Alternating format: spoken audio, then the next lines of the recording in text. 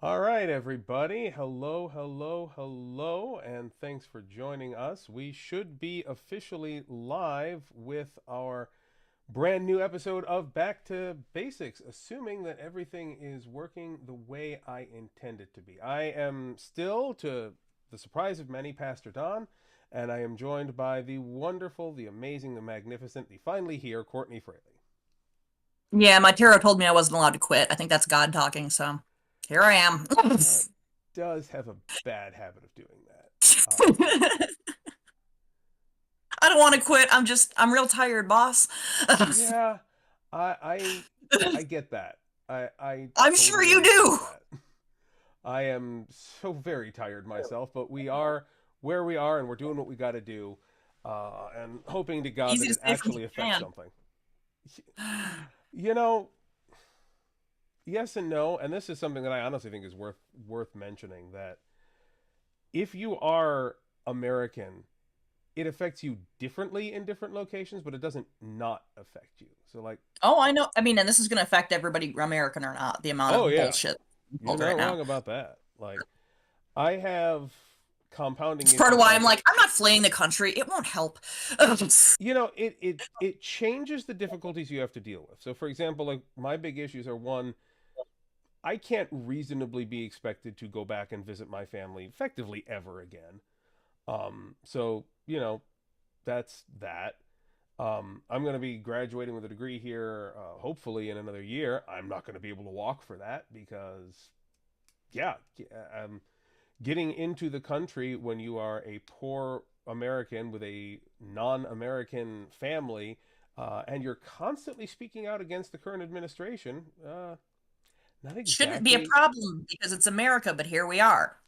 right. And it very much is a problem now for a lot of people. And so that's where we are. So what I'm trying to do here is take advantage of the fact that, yes, we are a church, but we are a church that is not in the United States, which means that members of our church can be as gay as they want, and there's not a damn thing the U.S. government can do to seize records or information relative to our congregants because they're all kept over here as part of a Japanese church, and they can't do shit. It is nice to have that stuff somewhere else. Yes. But So we can be as yeah. progressive I and mean, active as we want. And we're making an American, like, our entire denomination a whole lot gayer. That's good. oh yeah, we are definitely Gayer. gaying up the RCA. There's no arguing that. And for those of you who love your denominational politics, we are part of the Reformed Church in America, and we are arguably the gayest church plant in the denomination, I think, by volume. As I often joke, I have the reputation in It's our nice to hear. community. That means somebody else is making good trouble. That's awesome. Well, I often make the joke that I have the reputation in our community as being the token straight, and it's not unearned. Um, So, you know, we're doing that, and we're partnered with Room for All, which is the open and affirming organization of our denomination. We're rostered with them. We work with them fairly regularly. In fact, we had one of the leadership of Room for All on an event for Pride last year, which those of you who are watching, you can go back on our YouTube channel and check out. I think that's even pinned on our Facebook page too. So like we are trying to do what we can. Members of our church have been working on the diversity committee for our classes to release a public statement of support in favor of marginalized communities in the wake of Trump's election. We've been doing what work we can, and there is more work that we are working on. And I'm just noticing. I apologize, folks. I also have just recently gotten into a new broadcasting software, and I'm noticing that there's all sorts of little things in this that are This flashing isn't the blue. time to fiddle with the knobs. Yeah, yeah. Except I'm gonna straight up apologize because I stole this overlay from some sort of Twitch gaming broadcast, and I think I got most of the kind of capitalist stuff out, but there does appear to be a small flashing dollar sign down in the bottom corner underneath the scripture. Please pay that no mind until I can figure out how to get rid of it. That is worth That is pointing out. not what we're getting at. That's not what we're getting That's at. hilarious. But I Before cannot for somebody, the before someone reposts the video, except it's slowly zooming in on the dollar sign. right. I can't figure out for the life of me where the hell that came from. I'm sure as I start editing these things around Well, and tweaking you it, and said it's for like Twitch streaming and stuff, and part of doing Twitch streaming is trying to make some kind of money off of anything that you're doing because it's the only way to survive. Yeah, so this would be the wrong time Thanks. to. I hate it. This would be the wrong time to plug our Tithely account or donating and tithing to the church. No, it's fine too because you know what? If you feel no. I'll pick this one up, Don. All If right. you feel like there's not anything that you can do right now, uh, check us out on Discord. We feel the same way, and I promise we're trying to like perk things up around there. But we all are in the deep hurting right now. Yeah. So because this isn't getting political. Jesus is political. If you're a follower of Christ, then you look at the state of things around you, and you're like, this is good. Are you? Like you, it's like saying I'm this guy's friend while like repeatedly punching him in the dick. Like these two things don't compute. But if you have money and you want to make a difference, and you want to make a difference through our church, you can totally hit us up on the Tidely. Please don't ever, ever, ever. Like it's one of the things that Don and I talked about very early on in getting this started was guilting people into faith or into charity or no, that's not how this works. You don't have to donate anything ever. Have I ever donated anything to the church? Probably early on, yeah. I know I did, but like it doesn't matter. What matters is that you're here and that we're all working together. Right. Yeah. Exactly. And that the working together bit is the important part. And I just got our chat box functional. I didn't realize it wasn't functional, but now it is. And then, of course, I had to move things around slightly. So now we're good.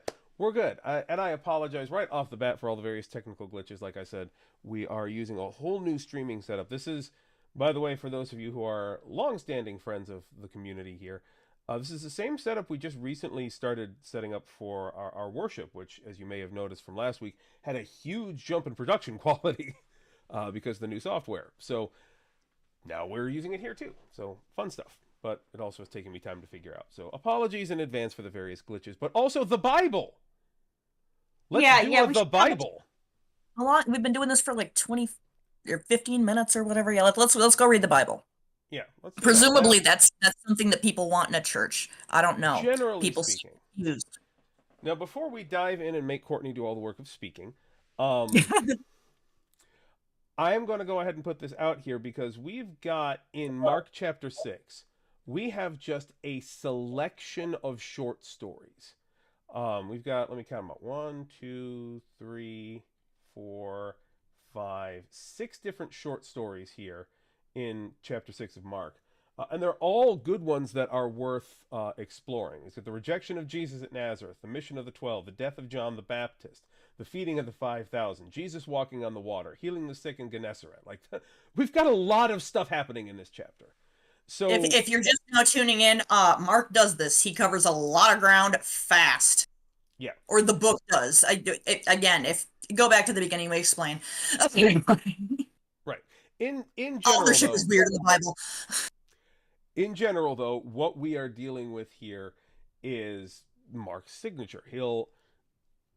Sometimes he'll get to something that he really wants to explore and you'll get a whole chapter on it. But in between the big chunks that he wants to focus, he will rush through the pertinent details because for Mark, the earliest gospel, it's all about just really getting it down, getting the key information out there and circulating rather than focusing on detail. Or as Mark might say, frivolous detail, because he is not a very descriptive writer. And anyway, that is the long way to my suggestion of saying maybe we should go a story at a time and and just cut it when we run out of time, rather than trying to do the whole chapter in one run. What do you think? Yeah, no, that works for me. Why not talk about stories one story at a time? Yeah. All right. So let's do the thing. You've got the text in front of you, I assume, dear Naki? Sorry. Yeah, no, I know I look like I'm like communicating with a UFO right now, but it's I was looking and I'm like, I look really shadowy. I need more light, so I was getting my additional lighting set up remotely. Okay. Let's see here. And when you do that, I'm going to switch over to our scripture reading thing. In which case the scripture should be here. And good. All right. All right, let's let her rip. The rejection of Jesus at Nazareth. He left that place and came to his hometown, and his disciples followed him. On the Sabbath, he began to teach in the synagogue, and many who heard him were astounded. They said, "Where did this man get all this? What is this wisdom that has been given to him? What deeds of power are being done by his hands? Is not this the carpenter, the son of Mary, and brother of James and Joses and Judas and Simon? Are not his sisters here with us?" And they took offense at him. Then Jesus said to them, "Prophets are not without honor, except in their hometown and among their own kin and in their own house." And he could do no deed of power there, except that he laid his hands on a few sick people and cured them. And he was amazed at their unbelief. All right. Well, as somebody attempting to do something important spiritually, I will admit it somehow feels the most awkward around people that I know, like, and have known my entire life. Don notwithstanding, because he's doing the same crazy, like, sure, give that a whirl shit.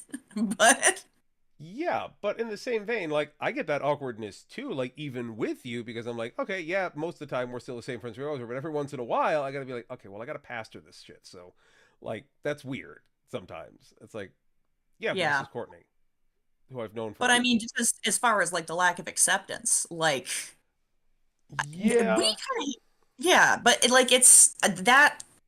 I don't know. I feel like this is one of those passages that, like, as a little kid, I was like, what? Why? Shouldn't they be his biggest fans? And then as an adult, I'm like, yeah, no, I understand what's happening here. It's too weird. It's like, this is Mary's kid. This is Mary's oldest. Well, he's got at least 6 siblings, and some of them are here right now. Yeah, and there's a lot happening here. And there's more happening here than Mark gets to, too, which is why I routinely refer to the parallelism present in the Gospels. This past Sunday, on the 2nd, I actually preached on the second half of the Luke version of this text.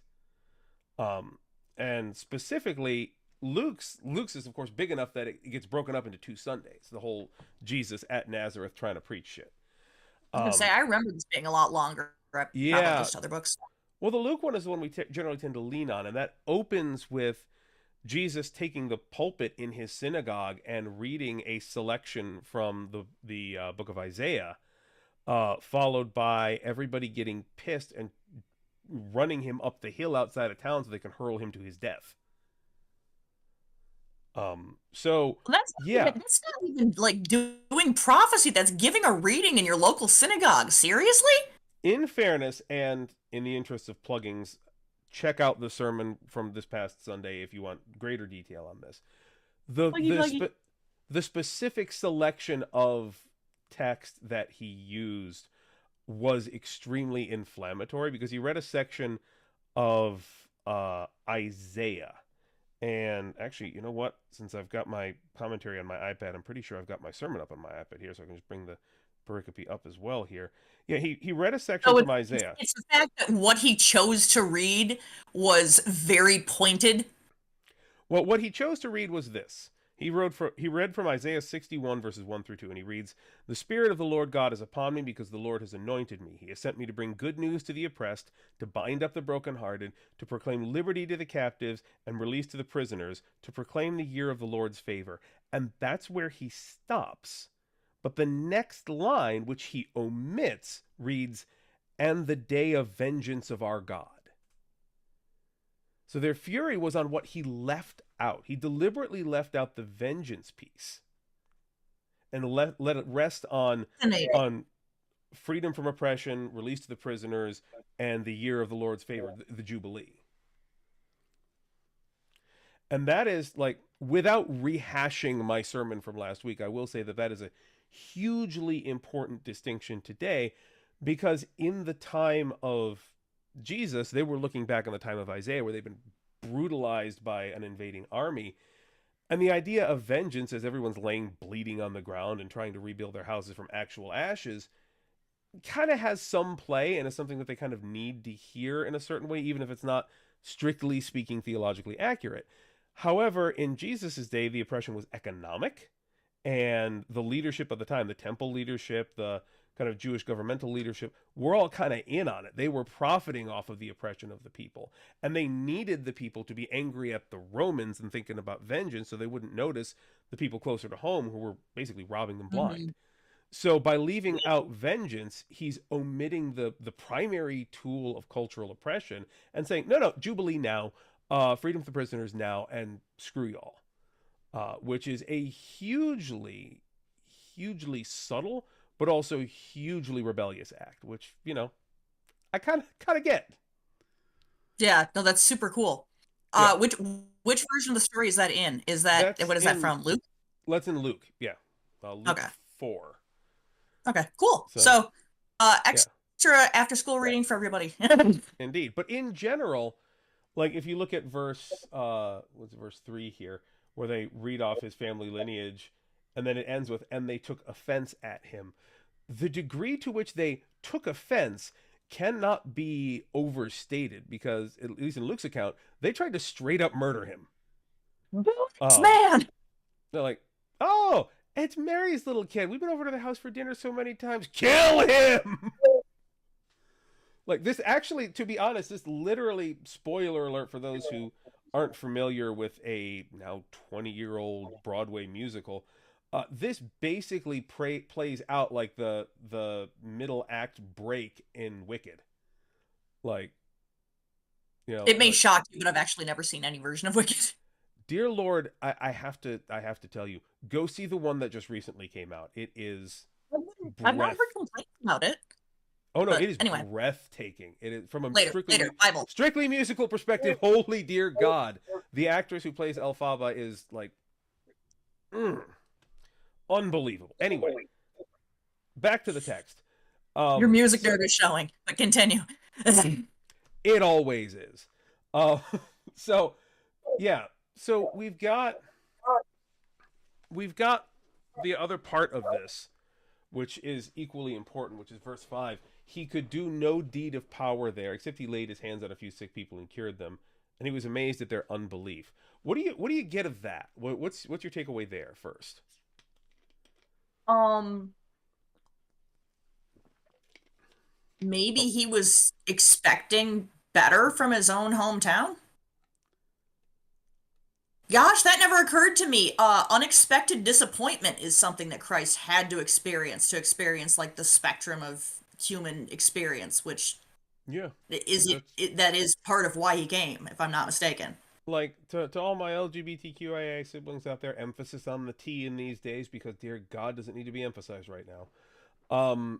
Rejection by family is biblical in the account of Jesus. Jesus been there too.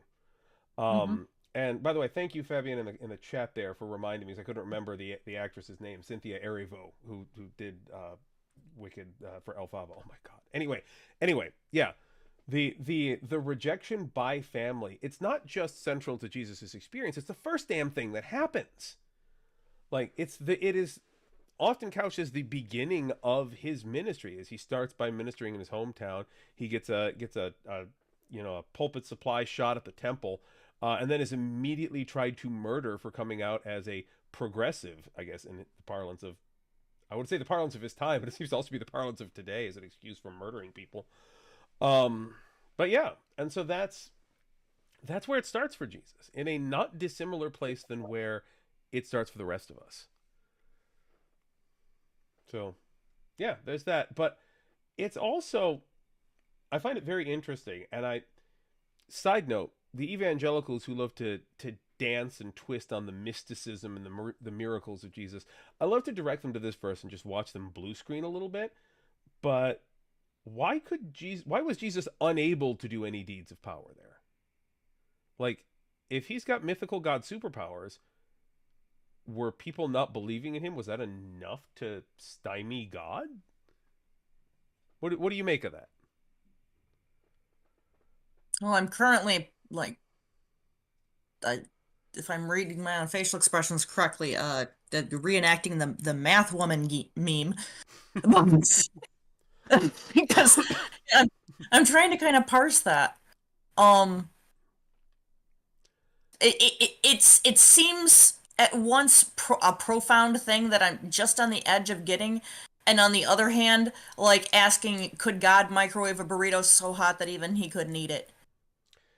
I You know? generally, yeah, no, I have preached on this one before. I've studied this one before, and in its various gospel iterations. And this verse generally tends to show up, the one that he was basically unable to do deeds of power there. So I think it's less an indication of Jesus slash God encountering a limitation to the divine power. I don't think that's what's happening here. Hmm. But what I'm always drawn to is the image of, and this is a brutal image, so trigger warning for people who had to deal with some of this shit during COVID with death and whatnot. But it reminds me of extreme conservatives in the hospital during COVID insisting, I don't need no vaccine, while literally dying from not having the vaccine. Like, there is an interactivity that's required in the way that God does things, and the way that the world works generally, at least within the bounds of creation, that one must also accept that a thing is true or happening. You can try as hard as you can to move somebody's heart, but God has this enshrined in creation for us an immutable free will, which means that we have the ability to say, you know what, fuck that. And so Jesus can try as hard as he can to inspire change in people's hearts. Jesus can try to heal and to take things, but people are just like, nah, bro. There's not much that can be done without breaking the fundamental rules of creation, which God is generally loath to do. Does that make sense at all? So are you saying he couldn't get much done in town because like people didn't want him to? Yeah, more or less. Like, you know, I It wasn't a imagine. matter of like Power Ranger style. I'm losing my powers, but like no, no, I don't want you to, heal my sick kid. The Yeah, fuck is wrong with you? You can't come to my house, like yeah, like yeah. Who do you yeah, think no, you I get are? it. Who do you think you are, Josh? Come on, like Oh, you were a teenager. I helped change your diapers, and you're saying you can heal my leg? Fuck off with that. Like, that's a lot of what's happening there. It's more. It's closer a to. teenager. How old would he have been at this point? It is unclear exactly how old. Accounts vary. There's some that place this as being kind of late teens, early 20s for him, one of the earlier recounts. Most generally put this as closer to his 30s. But there is, again, the earliest stories of Jesus' ministry, there's a lot of, well, we really don't know exactly how old he was at this point.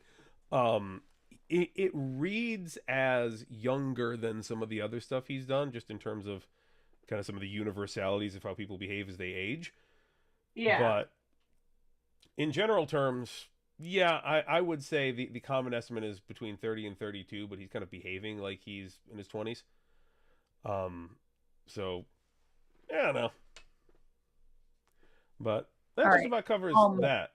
Do you want to move on is to there the any way next you one? can entertain them for like a minute? I've got terrible dry mouth right now for my medication, and I need to go get Ah, some more. yes. Okay. Yeah. I I will talk to the masses while you do that. I also have dry mouth because it's freezing as hell out here in Japan right now, and I'm running the heater all the time, so I'm dry all the time. Now, those of you who are following, by the way, feel free to keep the chat up in the chat, because that will be extremely visible on the stream. So like, we can interact with you. You pop stuff up, and we can see it now. Like, it's literally on my screen in front of me. So you chat in the chat and ask questions and be involved. This really can start to work more like a Q&A stream than it ever really has been, because as you've probably noticed, we're not pre-recording these anymore, which we did for the first, I don't know, what was it, 60 episodes of Back to Basics. It was all pre-recorded stuff. Now we are doing these as live streams, in part because it's less editing work for me. It's which, quite frankly, I got a lot to do. But it's also an opportunity for you guys out there in the community, in the world, to be involved in the video. You can ask questions. You can tell us how do and things of that nature. I will say we are streaming live on Facebook as well. if you're in the Facebook chat, I can't see shit. I really can't. Like, it is configured so that I can only really see the YouTube chat right now. So if you want to be involved in the chat, pop on over there. But other than that, yeah, please, yeah, get involved in the chat. Ask us questions as we're going through. It's very helpful. And I have ranted enough for Courtney to return. Hooray! Huzzah! It is I, It's the weird amazing. one. It's almost as though your pastor can just keep talking constantly, like that's some kind of job skill. Yes, I'm not gonna lie to you. I was sitting here for a while. I mean, like anybody who's watching the video rather than, just listening in, I've been like frantically just trying to, while keeping my chill, like find more water. I record in my bedroom, at least when it looks like this. Um, eventually just being like, I have to get some. I can't just walk out on a live stream. And my brain goes, it's dawn. And I'm like, yeah, he'll just talk. Yeah, yeah, I do have that ability. So since I've talked so much now, do you want to read the next passage then? Hell yeah. Okay, let's All see right, here. let's switch over to there.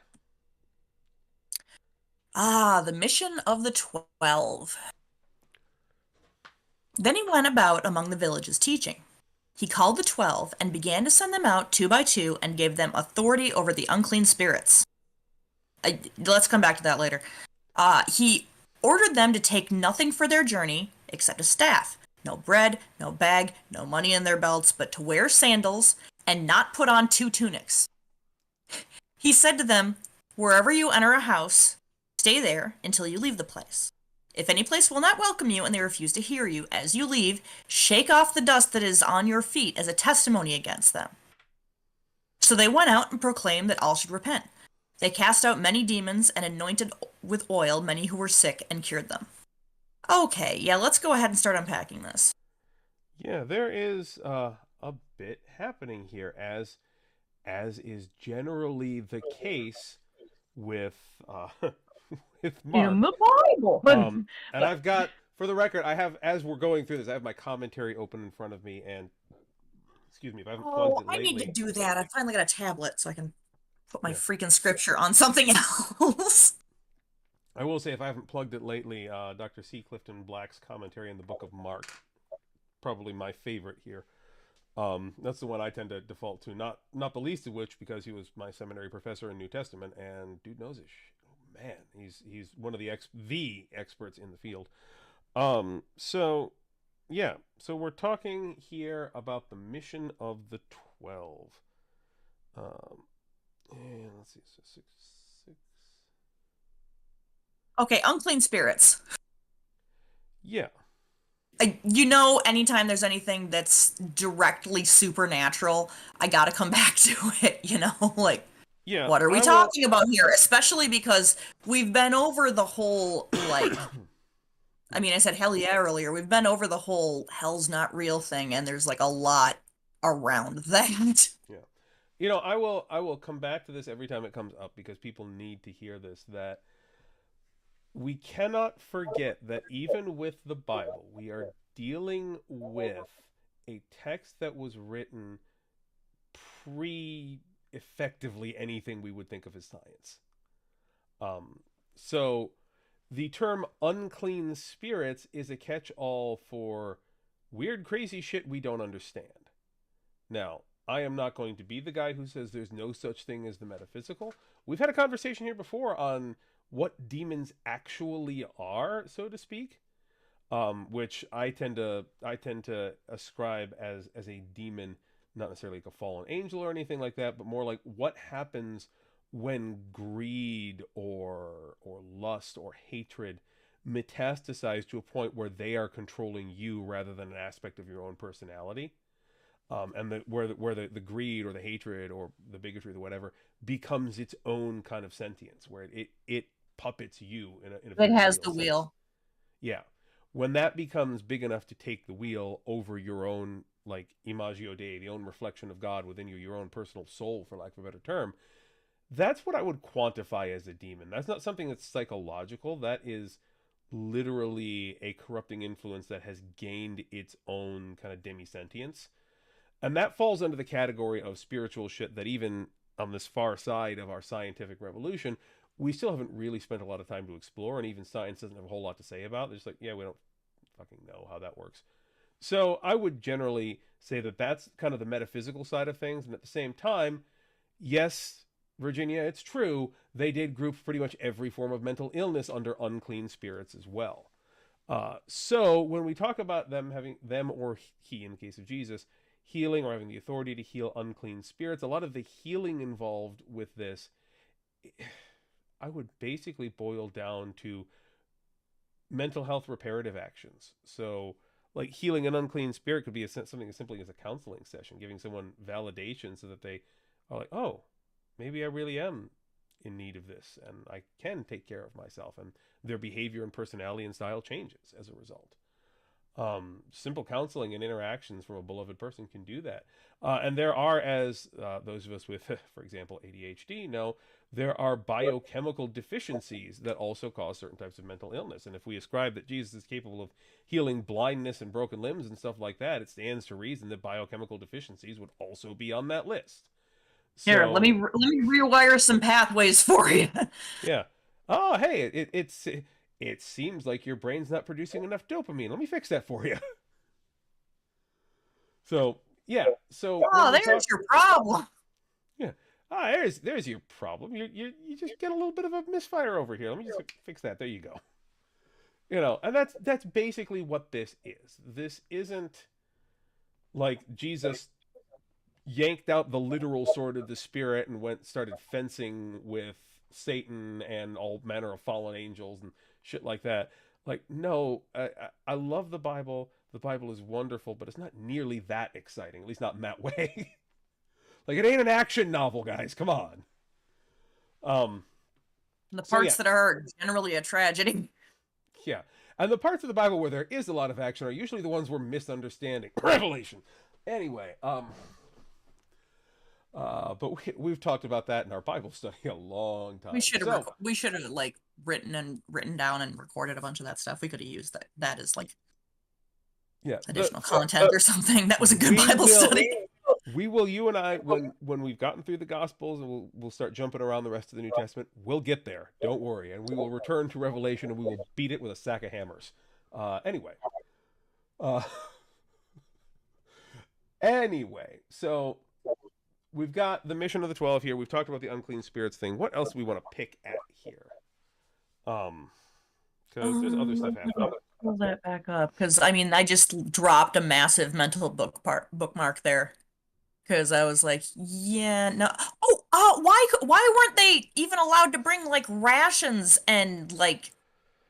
I mean, I think of it as bus change, but like, really?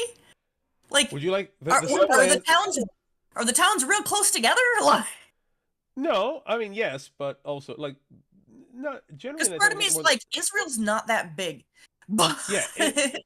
Relatively, like it wasn't more than a day or so travel between each, so like they would have basic food and stuff. But the answer here, as it often is in the case of Jesus' teaching, the answer is communism.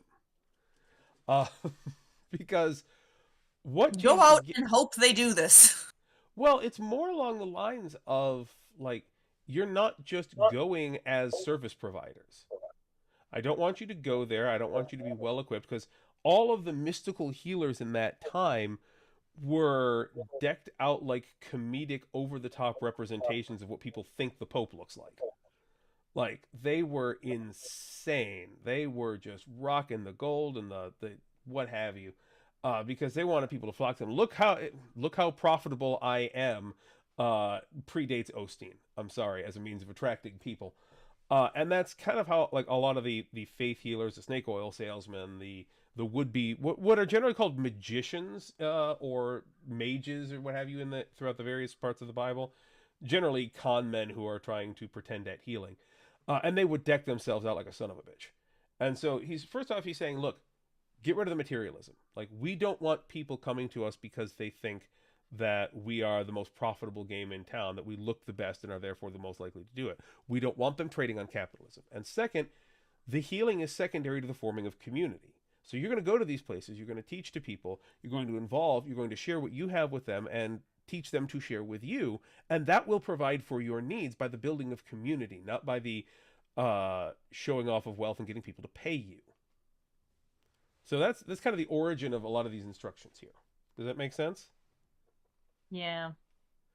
And Yeah, then, sorry. It's part of my brain is trying to make me feel bad about like like selling my wares at craft fairs and stuff and all the decoration that I do and stuff for that. look, But I'll it's come back to it, and I'll repeat this as long as you need me to, and as long as people listening need me to. But you should not feel guilty about having to survive while living under a capitalism. Jesus didn't live under a capitalism. Jesus lived under kind of a vaguely feudalism city-state system, which did not operate in the same way.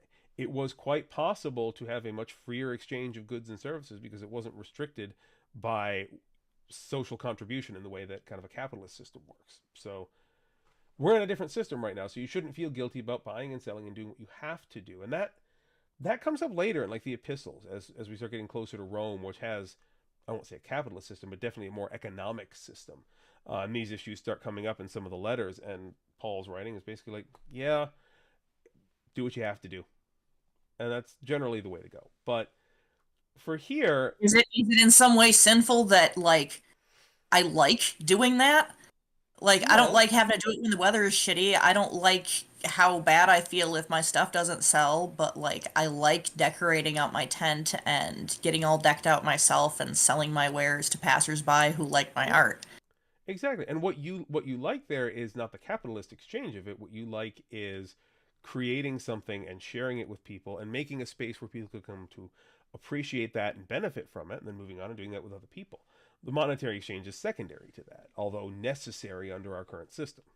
Yeah, okay. Thank you for helping me straighten my brain out on that. That's It's okay. the imposter, the combination of like guilt and imposter syndrome and all kinds of crap just converges on that particular issue. As someone who is raising up a progressive and rebellious church and then asking to get paid for doing that, I feel you. I feel you in a Yeah, very no, big I've way got there. through that. That's been one of those like 3 a.m. I'm supposed to be asleep things that have crossed my mind before. It's like, it's impossible to do this without looking like you're a fucking grifter. It's Right? just, Right? Like, to be honest, if I'd taken the Osteen approach to this would have been way profitable way earlier, but it would have been not the thing that it needed to be. No, Like, and you wouldn't have had me on board at yeah. that point. Like, and I ain't gonna lie, bills are scary right now, but, it's church. I ain't ever gonna have a figure pay out. for play model because that ain't how that works. Anyway, I want to direct your attention past that then to Hmm. what is arguably the most famous line out of this passage. Do you know which one I mean? Is it so they went out and proclaimed that all should repent? No, it's the one right before that. If any place will not welcome you and they refuse to hear you as you leave, shake off the dust that is on your feet as a testimony against them. Um, that one comes up a lot. But do we know what that means? And I ask because, again, now that we're in the Gospels, you're going to hear me say this a lot because I've been at this for a little bit now. I preached a sermon on this one too, not too long ago. So what's your? I'm gonna start. What's your It take on seems this? pretty. I mean, the symbolism on it seems pretty plain to me. Like, I don't. I think that kind of transcends like time and languages. Like, nope, done with this. It's in the same. It has the same vibe as It has the same vibe as Pilate washing his hands. Like, nope, Yep. I'm done with this. That is what many tend to think, that this is a semi-passive act of rejection. Um, Fun fact, it isn't. No. Um, and that's where it gets really kind of cool. Is what's happening here, like in evangelical circles in particular, we hear this tossed off as like, if you have a disagreement with someone and you just can't resolve it, just shake the dust off your sandals and go away. You don't have to continue to engage over it. You don't have to continue all this pesky, well, what about the trans people and stuff like that? If they don't agree with you, just leave them alone. Let them do their own thing. Don't be a bother. Which, first off, if that's been your general approach, fuck you. Um, uh, Second, that is not what Jesus is saying here. Now, in order to get what's being said here, I got to wind you back to the culture of the ancient Middle East, which is a very hospitality-driven culture. So, like, you would come into a house, you would take off your sandals in Middle Eastern equivalent of a gang con, basically. You take your stuff off before you come into the house. There would be a space for washing your feet, and if the house was wealthy enough, they would have servants who would do that for you. The washing of the feet was considered a sign of respect, something that you made sure was available to people who came in off the dusty road, so that they wouldn't track dirt into your house. Now, what he's saying It's here... both kind and practical for housekeeping. Exactly. Now, notice the sequence of events and what Jesus is saying. As you leave their house. Now, while you were in their house, your feet were washed, and the servants would have come through and kind of cleaned off your shoes. They were nice and neat, too. As you leave their house into the public space where people can fucking see you, shake the dirt and dust off of your sandals. In a hospitality culture, do you get what that's communicating? That's like walking out the door and saying, this bitch didn't even clean my feet. Like, look at what an asshole this person is. Like, I'm shaking dust off of my sandals coming out of their house. These filthy motherfuckers. Like, it is extremely directed in that way, particularly in a public square environment, in that hospitality culture. It's not just, oh, live and let live, agree to disagree. It's, okay, and if anyone will not entertain you, give the biggest fuck you know, and make sure everyone knows that these are not hospitable people. So it's less fuck this and more fuck you. Yeah, more or less. And this is why I kind of get into it with people sometimes about the whole, well, Jesus was never aggressive sort of thing. I'm like, yeah, Jesus doesn't read as aggressive to you because you don't come from the same fucking culture. Like, if you go into the culture of the time, a lot of the things that Jesus was doing were read as agitating or unnecessarily rebellious or offensive in that same way. And the things he had his disciples do followed in similar dusty footsteps. So, tell those Nazis to fuck off. Jesus agrees. Is the jury's, as I've been poking you about for over a decade now, which is one of the saddest things I've thought of in a while, is the jury still out on punching the Nazis? You're not, you don't like the answer I give to you on this. I wish it was, God, my heart of hearts wishes it was possible to engage in counter violence under the Christian ethos, but it's not. Like, I direct you to the case of Jesus v. Peter in Ray Gethsemane, with the sword in the ear and the fuck you, Peter, let me put that bitch back on. Like, generally speaking, even in the case of directed violence against the Savior himself, Jesus' perspective is like, no, don't do that. Don't do that. There are other ways.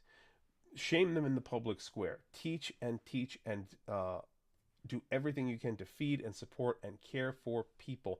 Make that space even up unto your own death, but do no harm. And that is unfortunately, as hard as it is, because our own desire for justice wants to turn to the unjust and say, I'm going to bloody your fucking eye for a change. Like, we want to do that. Our sense of justice cries out for that, but any part of us, even our sense of justice, can be bent incorrectly if we allow it. And when we allow it to take us into places of violence, okay, fine. Like, I'm not going to say the Nazi didn't deserve it, but what about the next one? What about Sometimes it helps. Sometimes this is not the opinion of the Reformed Church of America or Unfinished Community. Sometimes it helps to punch a Nazi. Sometimes it shuts them up. Sometimes it makes them scared to come out and openly be a Nazi. And when you can't come out and be proud of being a Nazi, somehow there seem to be a lot less of them. So I don't disagree with you that is an effect. I will agree to disagree on this point. I disagree with you that is the only way to accomplish it. And yeah, it is the most effective method I have seen in my lifetime of dealing with Nazis. Violence. I wish it was. You're not wrong about that, but effective isn't our primary goal always. Sometimes a less effective, more righteous way is the way to go. I refer, and I know that's the path you have to follow because you're a pastor. Yeah, and these kind of things are the reason that I'm like, I'm not going to seminary. I refer you to our earlier conversation about Osteening yourself a fucking budget as leading a church. Like, yeah, there are other effective ways to do it, but that doesn't make them right. So in the end, Difference of justice. But yes, let's continue. yeah, that's where we land here. Now, We'll let it go. This is one of me and Don's oldest bones. So yeah. Oh, I feel like there's a bad joke there, and I'm gonna roll right past it. Thank you. Let's see. So we're at about an hour in. We've got 1, 2, 3, 4 more passages left to go. Holy goodness. Well, there's been a lot to talk about too. We've just got through 2 of them though. Should we go ahead and try and knock another one out? Yeah. What do you say, chat? Do we want to do John the Baptist here? Do we want to dig into that? Well, how are you feeling, Courtney? Do you want to do Thinking one the more? 5,000 is after that. That's one of my favorites. I know, Okay. right? We could be at this for a while if we let it. It's so dense. I feel know. like I'm like, how have we spent the entire hour talking about like a dozen verses at the beginning of this chapter that just cover like the first 2 of like 6 stories? Yeah, Because these things are expanded in like Luke and other books for a reason. There's a lot to say about them. And don't be misled by the brevity of Mark's expression here. Like he is kind of a lot like me in one respect. He just says shit. Like he doesn't beat around the bush. He doesn't sugarcoat it. He doesn't pad it with unnecessary exposition. He's just like, no, this fucking happened. This is what happened. And then after that, this happened. Discuss. And that's Mark in a nutshell. So like we've only gotten through 13 verses here, but a lot happened in those 13 verses. So like honestly, given the amount of time it's taken us to get through these verses and seeing that I'm getting no follow-up from chat on this particular issue, I'm going to say, why don't we go ahead and maybe stop it here, and then next time we can do John the Baptist and the 5,000, and maybe even leave Walking on the Water and Gennesaret for a third episode. We might have a 3-parter out of chapter 6. I mean, the stuff you just described like half of the Jesus lore, you know?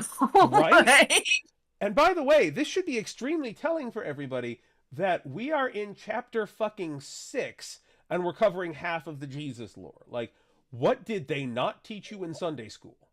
Like, if we've gotten through an entire Sunday school curriculum by the time we're done with chapter 6, what's left? Hey, tune in next time, right? But no, like, be interesting. Yeah, there's a lot more in here than people realize, which is why we've been doing this from the beginning. New Testament. I said there's a lot more in here than people realize, which is why we've been doing this from the beginning, all the way since Genesis 1. We did get all the way through Genesis. How far are we through Exodus? We are, let me see. There's been a lot of delays in the last few months. I mean, holiday season is often like that, but our most recent Exodus episode was not live. So it would be episode 78. Exodus 6. oh my god. And how many chapters are there in Exodus? Because if I remember, the Pentateuch are all kind of doorstops. Yeah, it's also a big one. I don't have it to handy right now where I can just look up how many chapters. It's big. It's a big boy. It's a chunky boy. It is a chunky text. Oh god, we're gonna eventually have to slog through Deuteronomy. Dang it, why did I agree to do this? Exodus is 40 Because agree to do this my ass. This type of Bible study was half my idea. I'm like, all right, let's just get right down to the absolute beginning. Teach me Christianity like I've never done this shit before because I don't like what I see. You know. You asked and God has provided and sent me to walk you through it line by line. And how many, 2.5 years later, here we are. We've gotten through a book and change. There have been things going on. Yeah, but there is a lot here. There is. But no, I'm cool with wrapping it up here. And we've had our awesome little bullshit session to kind of slow things down and wrap it up and let people drop out of the stream if they want to. Or I am seeing commentary here from. That said, I think the algorithm likes it if you watch to the end. I'm seeing a comment here from Josh there in the chat too, which my chat box on screen doesn't show the whole thing, so I'm paging over here. Talking about scandalizo. I'm guessing you popped in a little late because we did just talk about that. Yeah, the word in 6:3 for they were offended at him literally is the root of our word scandalize, and that's exactly why Jesus couldn't do anything there is because We were he would add, scandalized. they were scared, like, the fuck do you think you are, Jesus? Piss off with that. Like, how are my parents?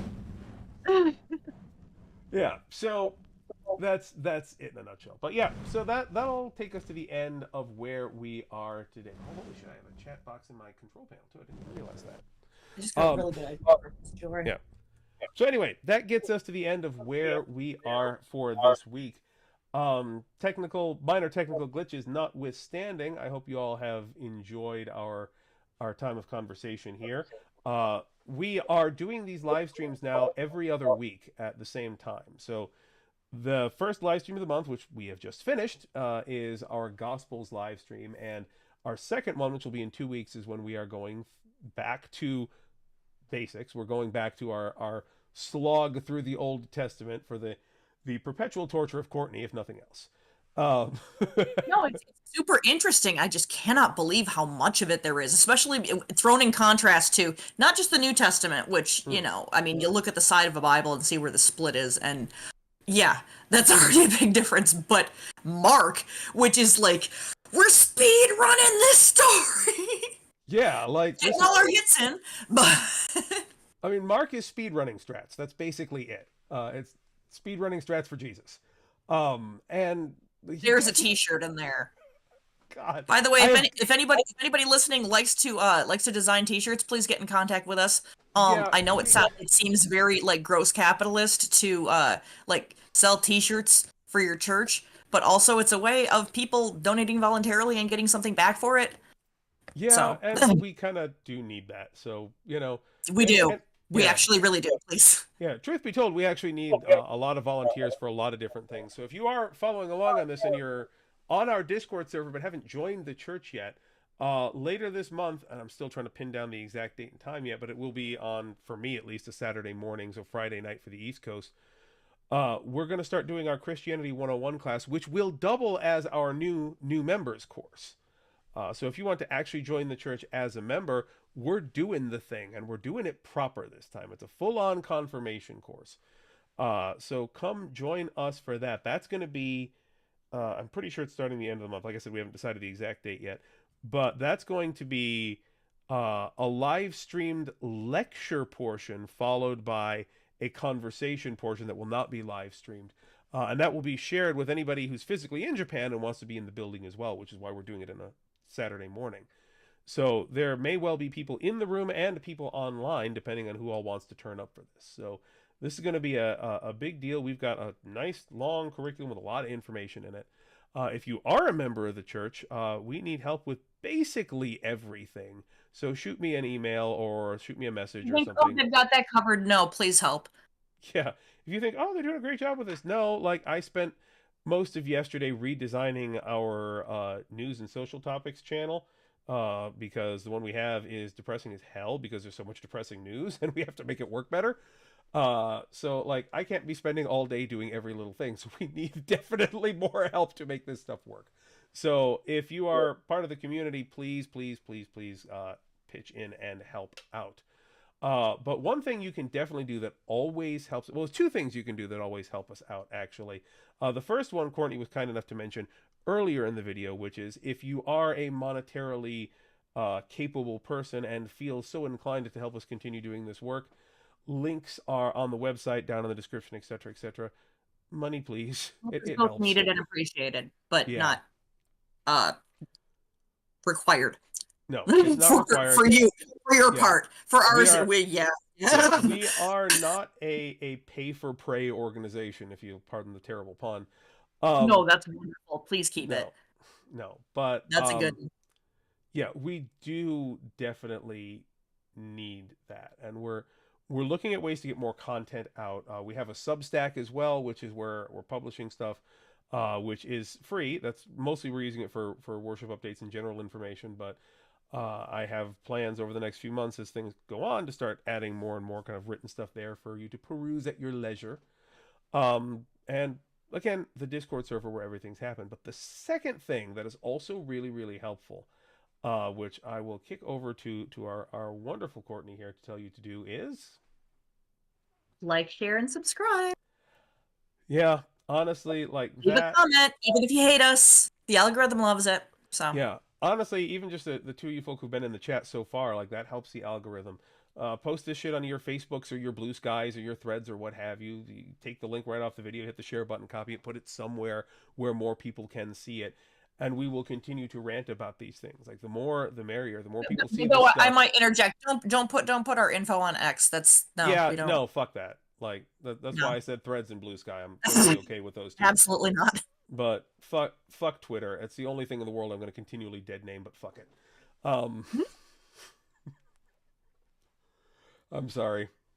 We had some value. X is Stupid as hell. But you know what? At least he's not spending as much time burning down X because he's too busy burning down the federal government. I don't know. But yeah. hello, So darkness, my old friend. yeah. But that being said, come join the community. Like particularly if you're somebody who needs a space. If you're part of the LGBTQIA community, like I said, I'm the token straight here. Everyone else is gay as the sun. Um, by the way, fun little drop. Sun is gay. I don't know why I said that, but apparently it is. Kid. Honestly, I'm thinking they just to just piss people off more because they're both accurate about identifying more as pan now. Yeah, but So, here we go. If you're part of those communities, if you're part of immigrant communities, if you're worried about ICE and things like that, our community is one that you can join, that you can be a part of, that is not as visible as your church corner churches or your street corner churches here. Like I'm not gonna get down on street corner churches. And join us on Discord. You're good. There's a lot of street corner churches out there that are doing great work. If you're in New Jersey and you're looking for one, hit me up. We're part of a New Jersey classis, even though I'm out here in Japan. I got colleagues here that are doing some fantastic work, even despite all of the bullshit the government's been throwing at them. But if you don't feel safe attending a physical church, that's what we're here for. Like we are meant to be the church for the church homeless, for those who, for whatever reason, don't feel safe or can't get to a church. We've got members in our community who are LGBTQIA people who are in non-affirming families, who can't get out and go to a church, who can't come out to their families without fear of violence or reprisal. As long as you got a phone or a computer or something that can connect to the internet, you can be part of our church. And I would also like to throw out there, if possible, may I interject real quick? No. I'm kidding. Of course you can. That's the whole reason you're here. If you like, as many of you in the shot in the arm some of us needed, as many of you in America may have noticed, the Episcopal Church is pretty welcome and affirming, depending on upon which one you find. If you're like, well, individual churches, there is a website you can go to that is gaychurch.org. Yes, I'm serious. It's a great way to try and find a church community around you that, in the best possible sense, doesn't give a shit that you're gay. Yeah. Like you're a child of God. Come on in, you know. And if you are in Japan, I will mention that there is exactly one church in this region that is still open. Not in this region, this country, as far as I'm aware, that is still open, that is registered on gaychurch.org, and you're looking at it. What was that? No, you've explained the situation in the church in Japan to me at this point. Yeah, it's complicated. For the short of for those of you who are interested, a lot of the English speaking churches out here, I know a couple that are affirming, but a lot of the ones that are out here aren't, because the fucking nut jobs in the US that can't get traction there usually wind up declaring themselves missionaries and going to whatever country is trendy. And if they don't feel like putting themselves in anything that remotely resembles danger, and if they don't feel like presenting themselves with anybody whose skin color is darker than a light beige, they'll usually wind up over here. Founding churches left and right. So we have a big evangelical problem over here too.